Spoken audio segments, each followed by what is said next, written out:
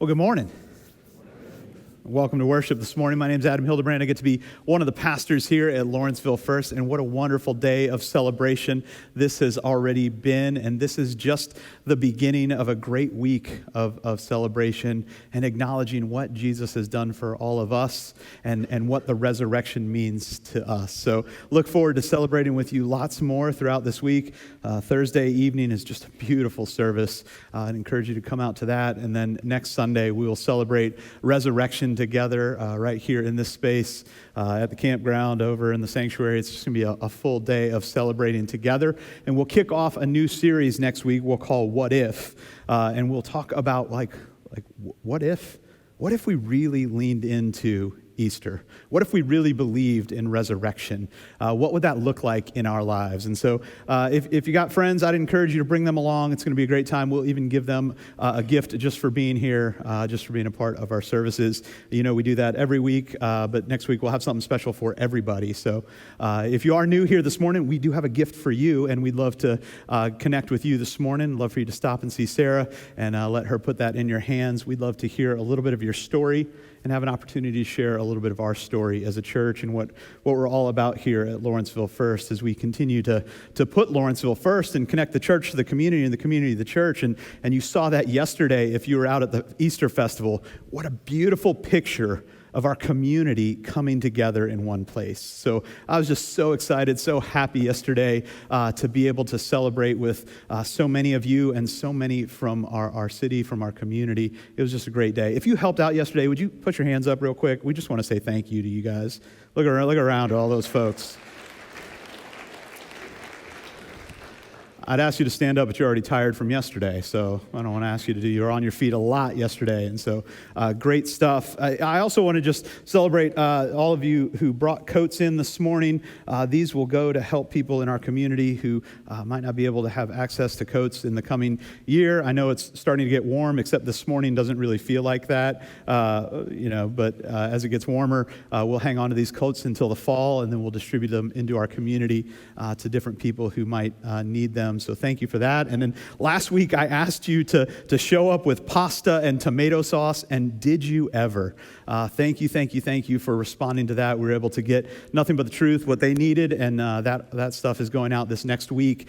You guys are just amazing in the ways that you love and give so intentionally. So I just wanted to celebrate all of that together here today. Over the last few weeks, we've been talking about this idea of comfort creep. This idea that what we really probably need in our lives is to be a little less comfortable. We're so used to having a climate-controlled house and to be able to get food at the rate that we want it, in the place that we want it, in the way that we want it, at the speed that we wanted, that sometimes it's good for us to embrace a little bit of discomfort, that it's actually helpful for us to grow as people. We know this, if you work out, if you diet, if you do any of the things that you need to do in order to be the person that you want to be, it's going to involve a little bit of discomfort. If you want to write a book, if you want to read a book, if you want to get an education, all of those things involve giving something up for something that you want.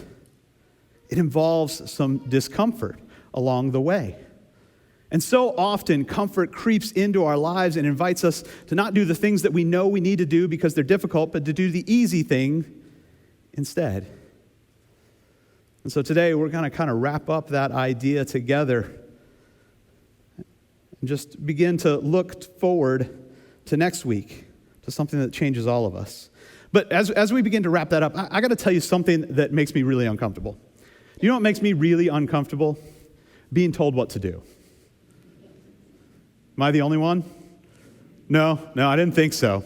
I mean, it's really strange. There is some sort of psychological block in my brain that, like, directions to simple things, like, I refuse to follow them.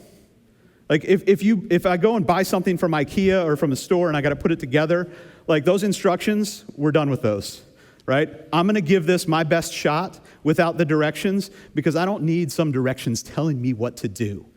Like, I'm a smart, educated man. I can put this bookshelf together without those directions. And sure, at the end, I might have parts left over, but those were unnecessary. Probably. I mean, it goes so far as like simple things. When I leave here in the afternoon sometimes, I'll call my wife. I'll say, hey, Michelle, do you need me to pick up anything on the way home? Like I can swing by the store if we need something. And she'll say, yes, I need this, this, and this. And I'll say, no, don't tell me. Just text me. Text me what you need. Text me where it is. And she will text me explicit instructions about what it is that I'm supposed to get and where it is. Like where it is in the layout of the store, depending on what store I'm going by. And so, there I am standing in front of the frozen pizzas and the ice cream, and the thing that I need is right in between them, and I'm looking at it. She's described the box perfectly, and I get something else because it's 10 cents cheaper. And I know, you guys are like, oh, been there before. And not only do I do that, but like she'll send me a list of specific things. We only need these things. And I'll pick up, the things that she needs that are 10 cents cheaper, that aren't the exact brand that she wanted. And then I'll be walking through the store and I'll think, what we really need? Cherry pie. Right? I know it's not on the list, but we need a cherry pie. And if I'm going to get a cherry pie, I might as well get ice cream. And if I'm going to get ice cream, I might as well get whipped cream. And if we're going to get whipped cream, we probably need cherries to put on top as well. And I'll leave the store that I was supposed to go in and get 3 things from with like a whole basket full of stuff that I wasn't asked for. And honestly, I tell you all this because I've been reflecting on this lately, this like need for me to kind of have control of certain things and to not do what I've been asked to do, but to like really subtly subvert the thing that I was asked to do in the weirdest possible way. I've been working through some things. So thanks for letting me just kind of talk through that a little bit. It's so strange that I can't do the thing that I'm supposed to do. And the point is this. One, just pray for my wife a little bit. Like she puts up with a lot. But also, like many of you, I have a difficult time doing what I'm supposed to do. I have a difficult time embracing the discomfort of doing what I'm supposed to do, the thing that I've been asked to do. And it's not that I'm not able. It's just that honestly, like something inside of me doesn't want to. We all wrestle with this in some way, shape, or form. Generally, the idea of doing what someone else tells me to do makes me uncomfortable. Like most of us, I prefer when I'm in control, when I'm making the rules, when I'm doing what I want to do. The most interesting thing about this is that oftentimes, when I do what I want to do, it's not necessarily the best thing for me. It doesn't necessarily have the best outcome.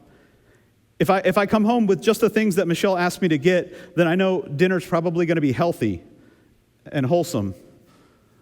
But when I come home with the cherry pie and the ice cream and the whipped cream, it becomes automatically less wholesome, less healthy. I have a difficult time doing what I've been asked to do. And this isn't new for any of us. This is our story as humanity.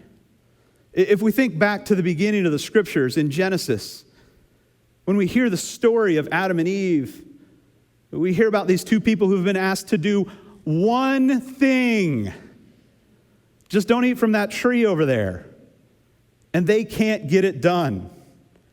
It's the one thing that they're asked to do, and they're like, you're not going to tell me what to do. Right? And we all do this in all sorts of different ways. We're all jockeying for control. We're all jockeying for power. We're all trying to leverage different things so that we have control. And most of the time, the thing that I want to do that's outside of the thing that I'm supposed to do is not the best thing for me or the people around me. The Apostle Paul talks about this in his letter to the Romans.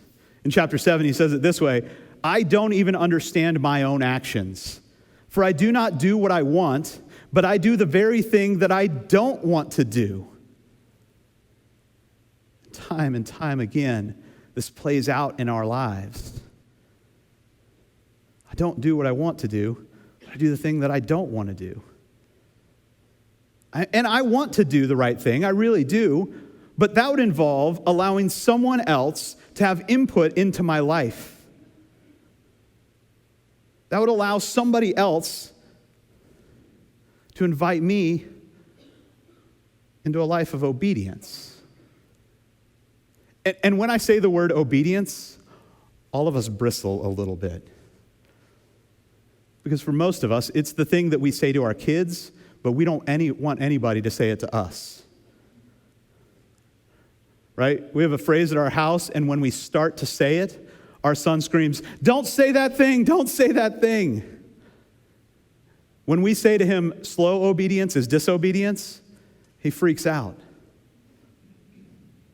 Because he doesn't like the idea of obedience any more than any of the rest of us do. We like to be our own person and do our own thing. Which makes this story for today even more fascinating. Because the story of Palm Sunday is a story that begins in obedience. And as we kind of move into the story of Palm Sunday, I have to show this graphic every year because I just love anytime you can connect the scriptures with Kesha lyrics. Like, I think it's always a good idea that the party doesn't stop till Jesus comes in. So I think that's a good idea, just as we're celebrating Palm Sunday. But Palm Sunday really begins with an act of obedience. Jesus, in chapter 11 of Mark's Gospel, is preparing to go into Jerusalem. And the story starts this way. When they were approaching Jerusalem at Bethpage and Bethany, near the Mount of Olives, he sends two of his disciples and says to them, "Go into the village ahead of you, and immediately as you enter it, you will find there tied a colt that has never been ridden. Untie it and bring it to me. And if anyone says to you, 'Why are you doing this?' just say to them, 'The Lord needs it, and we'll send it back immediately.'" Just the beginning of the story is bonkers, right? Jesus gets two of his disciples, and he says, "Hey, I need you to go into that town over there and steal me a donkey." Right? Grand theft donkey. It's happening right here in the scriptures. I need you to go and commit a crime go and steal this donkey. And look, if anybody asks about it, just pull this Jedi mind trick. The Lord needs it.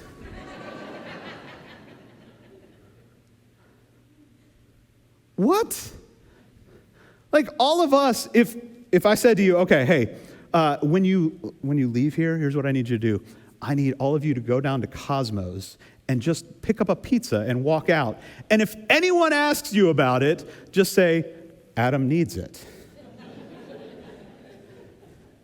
You'd be like, "No, I'm not going to do that. I'm not going to do that." These disciples, they go and they do what Jesus asked them to do, even though it sounds a little crazy. It goes on and says, they went away and they found the colt tied near the door outside in the street, just sitting there waiting for them to take it. It's like he wants them to take it. And as they were untying it, some of the bystanders said to them, "What are you doing untying that colt?" "Why are you stealing somebody's donkey?" And they told them what Jesus had said, and they allowed them to take it. The actions of these disciples seems crazy to us. That this act of obedience, this act of doing what Jesus tells them to do, even though it doesn't seem to make sense in the world that they live in, is incredible. Well, I mean, what makes them say yes to this crazy caper? I'm all for taking the rival school's mascot or something like that, but just randomly stealing somebody's donkey, that seems out of bounds. I think there's a reason that these disciples were willing to do it. First of all, they've taken countless steps of obedience over the last years that they've been walking with Jesus. Jesus invited them to come along with him on his journeys and his teachings and his miracles. And time again, Jesus asked them to take these little steps along the way, these little things that he asked them to do that they went and did, and they had a positive result in their lives or somebody else's life. These small steps of obedience along the way allow them to be in the right place and the right frame of mind for this huge act of obedience. This is what following Jesus looks like. This is what it means to be a disciple, to follow Jesus and to learn the way of Jesus by doing what Jesus does. It's small acts of obedience over time that allows you to be in the right place at the right time to see an amazing miracle take place. It's the power of positive momentum, or as some social scientists call it, habit stacking. That these small things that we do over time lead up to big opportunities. Or like the way Eugene Peterson, author and pastor, says it. He says, we live in what one writer has called the age of sensation.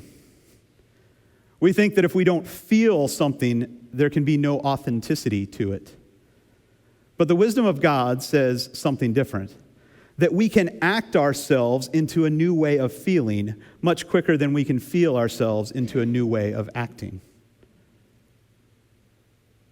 Social scientists would tell you this is true for habits as well.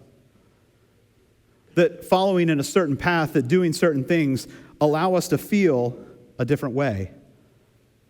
That these small steps of obedience over time allow these two disciples to not go, hey, Jesus, I've got lots of questions about what you asked us to do.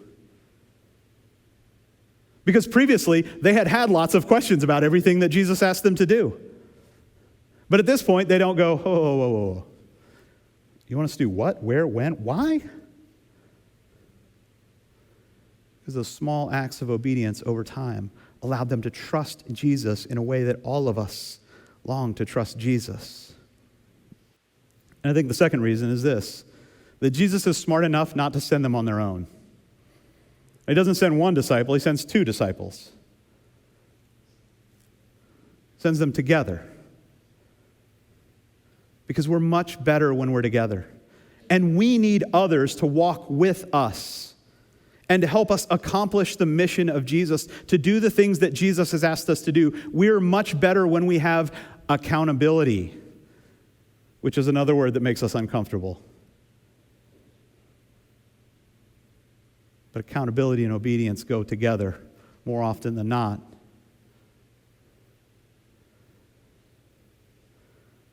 And here's what's incredible about what takes place. That these two disciples, they go and they get this donkey and they bring it back.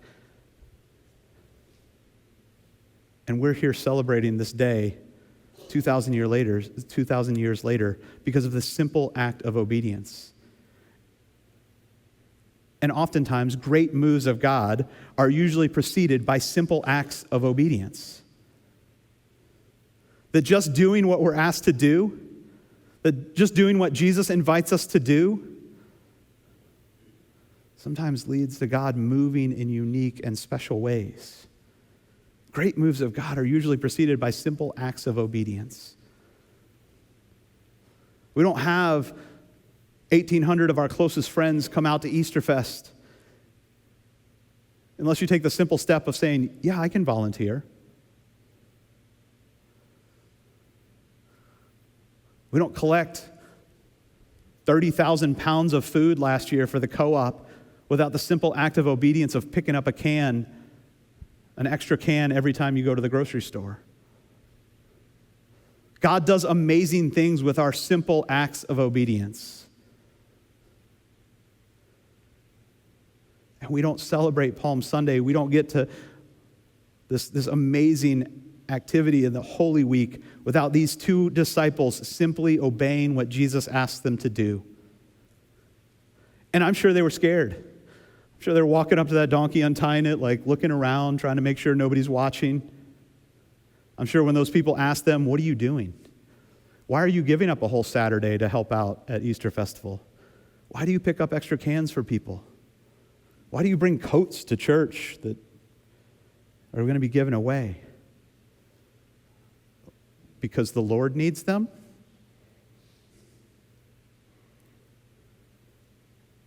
Those simple acts of obedience allow God to do amazing things. But as Michael Easter points out in his book, The Comfort Crisis, nothing great in life comes with a complete assurance of success. In other words, we've got to be willing to take a simple step and not know that it's going to work out exactly the way that we hope it's going to work out, except that God is in it. And obedience is honestly where the rubber meets the road for most of us in our faith journey. It's the difference between people who are saved and the people who are really walking with Jesus.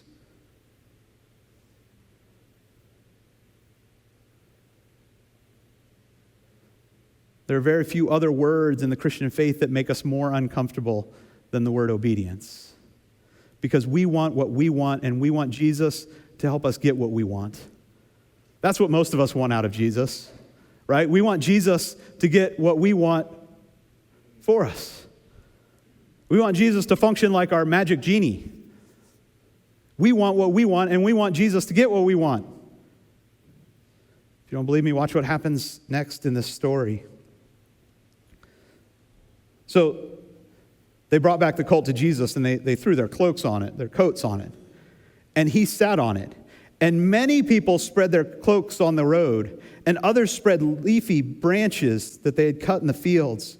And those who went ahead and those who followed were shouting, "Hosanna! Blessed is the one who comes in the name of the Lord. Blessed is the coming kingdom of our ancestor David. Hosanna in the highest heaven." And he enters Jerusalem and went into the temple, and when he had looked around at everything, as it was already late, he went out to Bethany with the 12.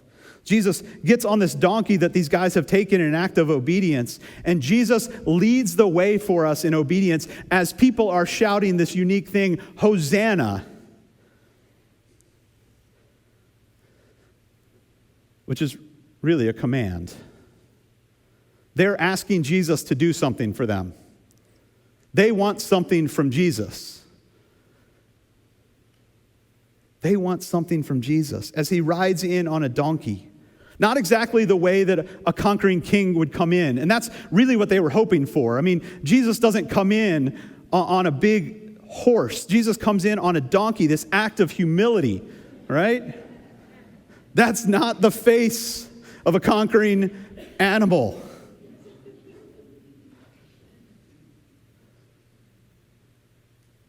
There's this painting of Alexander the Great when he came into Jerusalem. That's what a conquering king looks like. But Jesus, in an act of obedience and humility, gets on a donkey and rides into Jerusalem as people are yelling, "Hosanna, save us. Save us now, Jesus." That's what they're telling Jesus to do. Save us now. And what they're asking from Jesus is to really save them from the Romans. They want Jesus to come in and kick out the Romans. That's what they think he's going to do. They wanted to be saved from the Romans. Essentially, they are chanting, "Save us from them." Not understanding that Jesus' act of humble obedience was meant to save us from us. That what Jesus rides into Jerusalem to do is not to save us from them, but to save us from us. And that brokenness and that need to control and that sin that comes from way, way back at the beginning. They want Jesus to fit the mold of a military leader, one who would give them what they want. And what they wanted in that moment was what most of us want. They want Jesus to be obedient to them.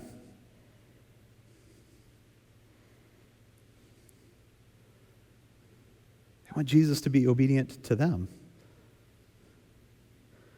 And Jesus comes and rides into Jerusalem on the back of a donkey, headed for the cross, not to do what we ask Jesus to do, but to save us from us.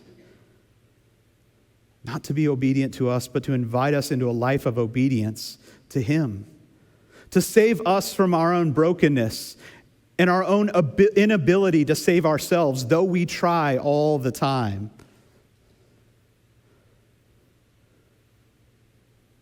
He rides in to save me from me, to save me from my pride and self-centeredness that just doesn't seem to want to fall in line and do what I'm asked to do. And Jesus invites us to follow him in a way that allows us to learn to live and to love in the way of Jesus, that upends the power dynamics of this world that make us want to control everything, and invite us to be saved from us, from our own need to control, from our own lack or unwillingness to be obedient to what Jesus asks us to do. Because we think freedom is found in controlling everything, even though we've experienced that it's not. But C.S. Lewis tells us this, that obedience is the road to freedom. That obeying Jesus along the way is the way that we live the most free. Jesus said, I came that you might have life to the fullest. The best way to possibly live is the way of Jesus. It's following in the way of Jesus each and every day. It's obeying Jesus along the way, those simple acts of obedience over time.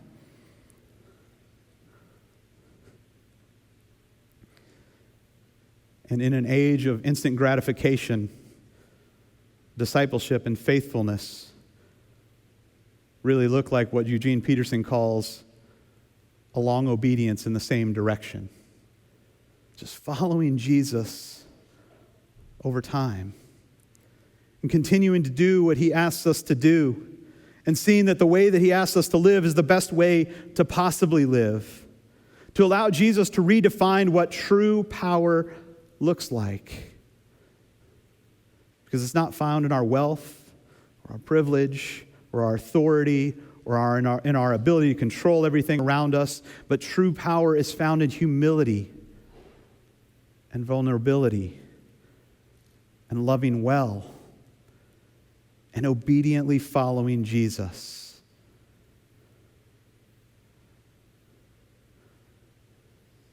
And Jesus proves this again during Holy Week.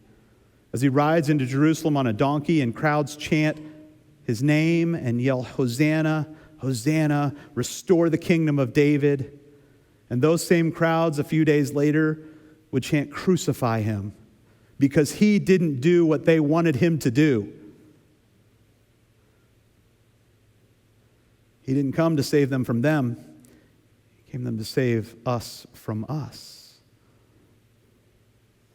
But before Jesus is hung on a cross, buried in a tomb, and raised back to life, Jesus prays a prayer that just might be the best way for us to follow in this way.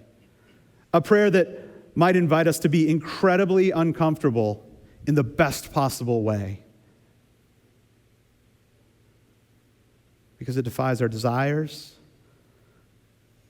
and our desires for power, our desire for control. Because the night before Jesus' death, he goes into the Garden of Gethsemane to be obedient to God, which undoes the disobedience of Adam and Eve in the Garden of Eden. And it was there in that garden that Jesus prays this prayer. He says, not my will, but yours. Or as Mark states it, not what I want, but what you want. Not what I want, but what you want.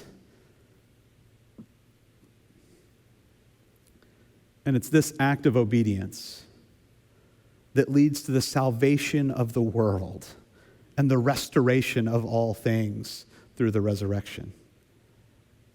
Not my will, not what I want, but what you want, Lord. The crowds that chanted, "Save us now," didn't know what they were asking Jesus to save them from. And they didn't know what that saving would require. But each of us can pray this same prayer and experience more of that life to the fullest, more freedom, more openness, more love, more grace. Not what I want, but what you want, Lord.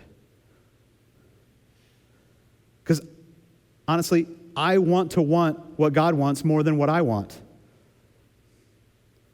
I don't often, but I want that. And when I pray this prayer, it tunes my heart in the right direction to want what God wants more than what I want. And if you want to take that step of obedience, it starts with that simple prayer. It starts from untying your life from the things that keep you from doing what Jesus asks you to do, and praying this prayer, not what I want, but what you want, Lord. Are there things that we would have to lay down in order to follow in this way? Absolutely. But it's more than a palm branch, more than a jacket. It's our sense of control and our pride and this subtle idea that we can save ourselves.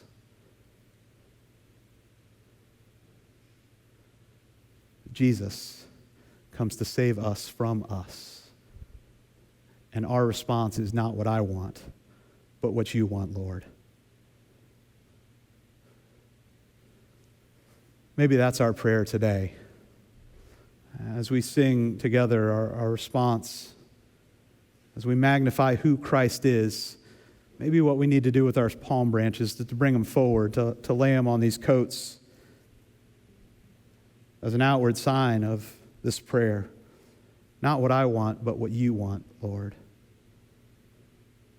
To begin to pray that God might do something amazing through a simple act of obedience.